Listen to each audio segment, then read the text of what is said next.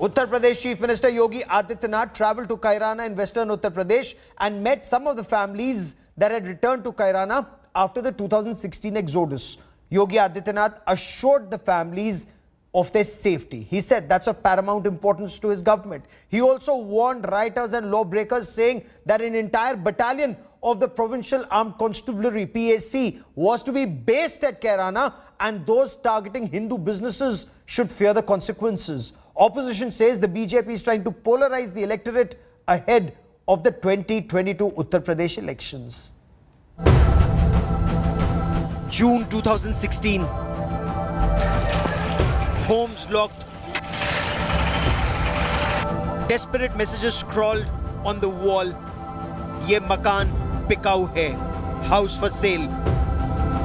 Panic-stricken residents fled, fearing for their lives after being targeted by criminal gangs, allegedly of the minority community. 5 years later, some of those who left Kairana have returned home. Uttar Pradesh Chief Minister Yogi Adityanath interacted with families of victims of Kairana exodus, assuring Hindu families efforts are being made to ensure not only their protection but also compensation to restart their business. पिछली Samajwadi party सरकार के समय जिन परिवारों को क्षति पहुंचाई गई थी, उनके परिवार के सदस्यों की निर्मम हत्या हुई थी, सरकार उनको कुछ कंपनसेशन भी देगी, मुआवजा भी देगी, जिससे वे लोग फिर से यहां पर अपने व्यवसाय को और अपने अन्य आर्थिक गतिविधियों को बढ़ा सकें. Yogi Adityanath also addressed a rally at Kairana in the Shamli district of western Uttar Pradesh, insisting Kairana was not a political issue for the BJP but an issue of prestige. भाइयों बहनों, ये हमारे लिए राजनीतिक मुद्दा नहीं हो सकता है, ये हमारे लिए अस्मिता का मुद्दा है, आन वान और शान का मुद्दा है. Yogi Adityanath warned rioters and lawbreakers, saying if any businessman was targeted for extortion, there would be consequences for the perpetrators of violence and riots.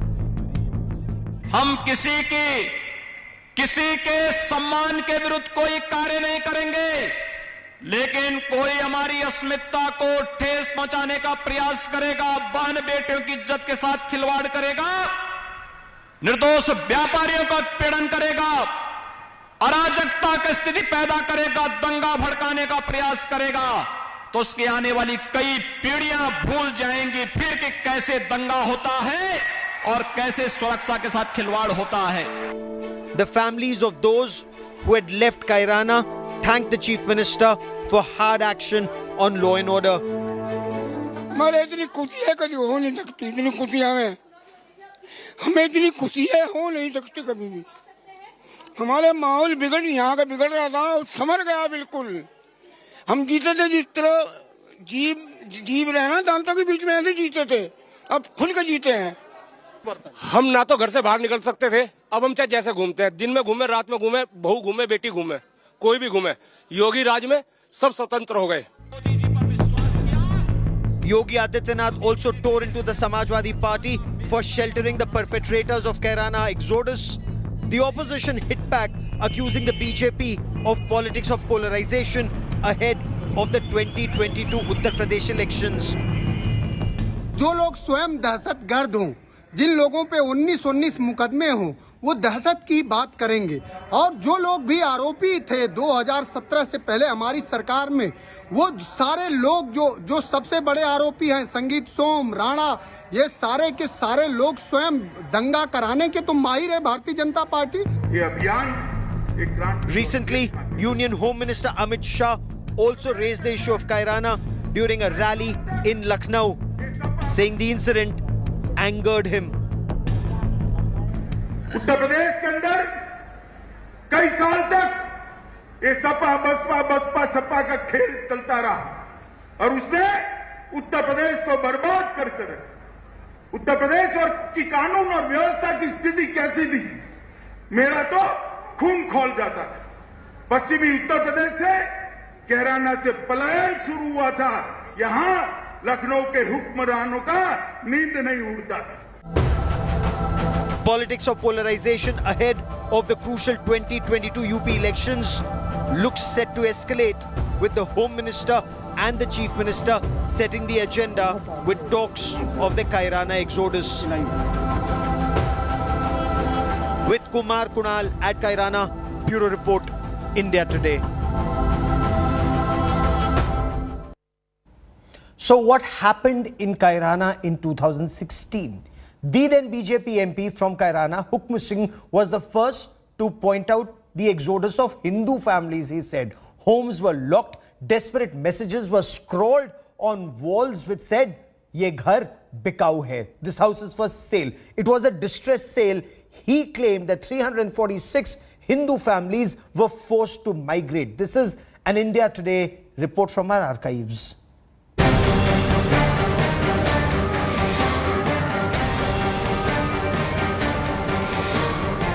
Residents of the Kairana village are living in fear and fleeing from their native land in hundreds.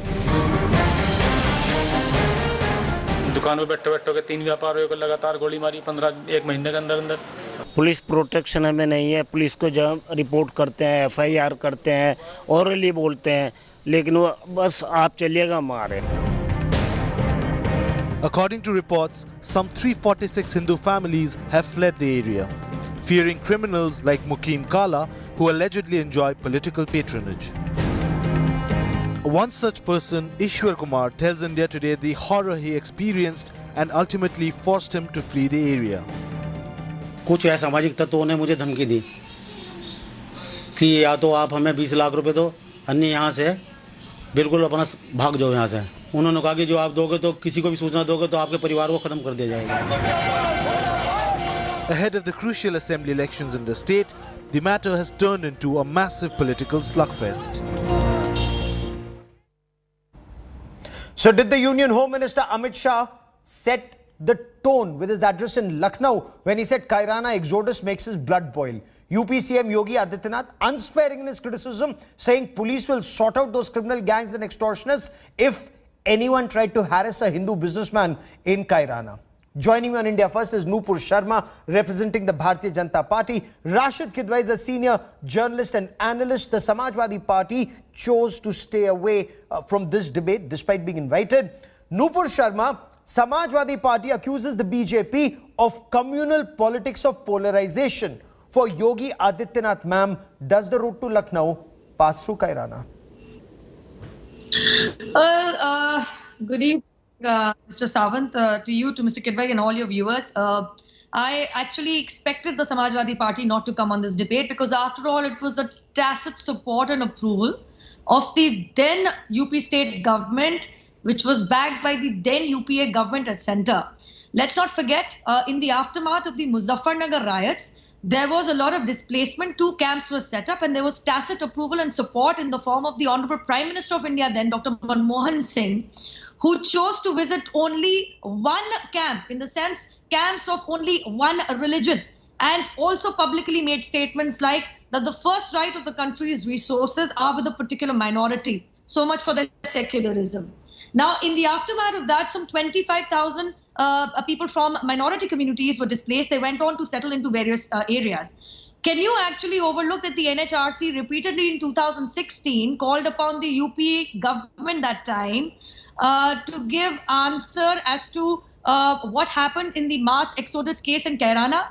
In fact, the NHRC also pulled up the UP government as to what action it had taken because of the, I would say, the violence and the terror meted out by a local gangster named Mukim Kala.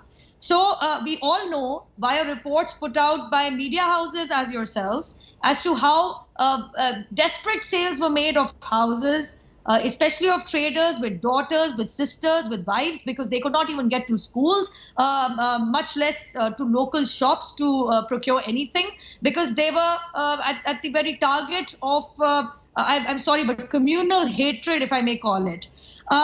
After that, you only showed how desperate sales of houses and shops were made. Rashid Kidwai, these people was this communal hatred Kairana then, and what do you make of what is being said now, Rashid Kidwai, is this now a template? Ayodhya and Kairana. I think, Gaurav, first of all, we must look at it in a more objective way, because these are all very, kind of problematic areas. There is nothing what can be stated with certainty, or this kind of rhetoric. It's become more political rhetoric because elections are near, and Uttar Pradesh elections are extremely important and crucial for everyone, for the ruling party, for opposition. So there are desperate bid is there. Now in our country, there is a whole ambit of propriety. What you speak or what political leaders speak, there is no cap on it. You cannot, you don't have a law. It is expected that people would not, rake up and give kind of religious profiling to the dispute. Why I'm saying it? Because I'm aware of the problems in that region. And I can give you an example. For instance, in Meerut city, a lot of Muslim girls had to leave Meerut and study in Delhi because there were a lot of antisocial elements were there, and there were a lot of eve-teasing incidents were there. Now, the miscreants perhaps would be having some kind of religious identity, but they were not. In that sense, a Muslim miscreant may be troubling a Muslim girl. It's very much possible, and that is why I'm giving example of Meerut. Now, this kind of narrative, it's a very, carefully curated narrative to otherize other community. Now, if you are a chief minister, the job of a chief minister is to provide, to protect everyone. I wish he had said the same thing about Meerut girls also. Fair enough. Nupur Sharma, respond. The Samajwadi Party also says farmers are unhappy with the BJP in Western Uttar Pradesh. There's rising anger over Lakhimpur Kheri. The BJP is playing the Hindu card to override 1, the farmer anger, 2, opposition strategy, 3, trying, as Rashid Kidwai says, to other the Muslims. As far as the Samajwadi Party is concerned, since you're actually asking me questions on behalf of SP as well, I would like the SP to answer. In December 2012, when Akhilesh Yadav was in power, he mooted opening up markets beyond mandis. He mooted modernizing the entire system of procurement and sale of farmers' produce. I have never gotten a satisfactory answer. In fact, his father was a part of the standing committee which recommended the very changes that the 3 ordinance, now law, brought by the current NDA government at centre last year. But that is not the topic of discussion today, because the Samajwadi Party would never be able to answer all of this. What I really want to answer, Mr. Kidwai, I wish you had also brought up the issue of 2019. There were also issues raised of Hindu mass exodus, of Hindu girls being harassed in Meerut. And that time, and this is 2019, at that time, Yogi ji had publicly said, no, these are just rumors. For that matter, Mr. Kidwai, I did not know that NHRC dabbles in rhetoric. So does the Honorable Supreme Court in its judgment of the Ayodhya land dispute. And so did Tara Shah Deo. I didn't know she actually dabbled in any kind of rhetoric when she was beaten up black and blue, when she was a state-level shooter, in fact, a national-level shooter. And I would like to ask the mortal remains of Nikita Tomar, whether she was indulging in rhetorics when she was shot point blank. Let's not forget, this is a reality of the area, and the fact that Mr. Kidwai chose to ignore the NHRC itself, the fact that Mr. Kidwai chose to also ignore the tacit support by the UPA government and centre and the Samajwadi Party government and state that time. I'm sorry, this is not mere rhetoric. Rashid Kidwai, respond to Nupur Sharma when she says Samajwadi Party protected these extortionists and mafia. She named one, Mukim Kala, for example, again saying Congress was an alliance partner, had a tacit support. Now, if Samajwadi Party was talking about compensation post Muzaffarnagar only for one community and not to all impacted by this, how is BJP talking about protecting Hindu businessmen from violence communal then, sir? How is this different? I think Gaurav, my good friend Nupur has got me wrong. I am not citing a particular incident. I am saying these are all, and both of us agree on this point, that there are many miscreants, there are many antisocial elements, and there is a problem of enforcing rule of law. The rule of law must be enforced. We are a constitutional democracy, and there should not be this kind of selective, citing of instances of, Muslim girls or Hindu girls or a particular community or other community. That 2013 Muzaffarnagar riots were a blot on a civilized society. It's just that, you cannot say who was right or wrong. The fact of the matter is so many people suffered in that region, and that situation stands. So I am saying that when you're the home minister, when you're the chief minister, you are representing people of India, people of Uttar Pradesh. You cannot be otherizing. Even respond, Nupur, respond, because this is the second time this charge of trying to other the Muslims is being made. So that, the point that's being made, exodus was not just of Hindus, but also of some Muslim businesses. Thousands of Muslims were displaced after the Muzaffarnagar violence. Opposition says the BJP is trying to unite the Hindus as a vote bank. That's what you accuse. That is what you accuse the opposition of doing. Minority vote bank. Aren't you doing just the same, ma'am, with the majority? I'm sorry, Gaurav, I wish Mr. Kedwai could back his allegations and claims currently with any NHRC report, or even show me an instance where the government, which is responsible for the administration of also law and order in the state of Uttar Pradesh, was being biased as far as maintaining law and order was concerned, was ensuring that there was a lack of settlement as far as the misplaced Muslims were concerned. But I can actually cite you one example from 2014, when the Samajwadi Party government announced that we are going to withdraw the cases against Muslim youth and Muslim leaders. If he could back his argument and his points right now with such a statement coming from the BJP government or the Yogi Adityanath administration in Uttar Pradesh, or could cite any NHRC report pulling up the Uttar Pradesh government for being biased in the implementation of law and order maintenance in the state of UP, I would actually concede, but I would not, because there is nothing on record to back his claim. Okay. Rashid Kedwai, BJP says Congress talking of Muslims having the first right on resources, or Samajwadi Party's alleged appeasement of Muslims, to BSP saying Muslims should not let their votes get divided. Is all this secular politics of India? I think that is what I'm saying, Gaurav. We must understand these are all political postures. See, what did UPA do? UPA had this Sachar committee report. Did they implement? Was any qualitative difference was made to Muslim society, or the people who Sachar committee said that they are backward, or they are in need of? You see, the today's economic indicators of Muslim no, but is there merit in the BJP saying whether it's the Congress or the Samajwadi Party, they've used Muslims as a vote bank? So who othered the Muslims, sir? So, am I saying that it's only it's only the BJP is doing it? I am saying these are all political postures which political parties are doing it rather successfully. The BSP did it, the Samajwadi Party did it, and now the BJP is doing it. So there is no fig leaf. You look at the manner in which this whole narrative is played out, the way the chief minister is talking and saying Nupur about Sharma, the last 30 seconds on the broadcast, Yogi Adityanath also talks about Talibanization, says that's unacceptable. How is Talibanization happening in India, ma'am? Where is the evidence? Well, a peace party which belongs to Uttar Pradesh welcomed and eulogized Taliban. In fact, All India Muslim Personal Law Board, on its official letterhead, welcomed and eulogized Taliban's overtaking of Kabul. And mind you, people like Mr. Owaisi of the AIMIM happen to be a member. So if we are going to sit here and be in denial about Islamic terrorism, I'm sorry. I congratulate you for having a blindfold on your eyes. But I want to go back to what Mr. Kedwai said. Mr. Kedwai, if my memory serves me right, the Sachar committee report was not taken on because it also actually revealed that Gujarat, when it was under the leadership Mr. Shri Narendra Modi ji, was faring the best as far as standard of living indices were concerned, economic indicators like per capita income and educational qualification of our Muslim brethren.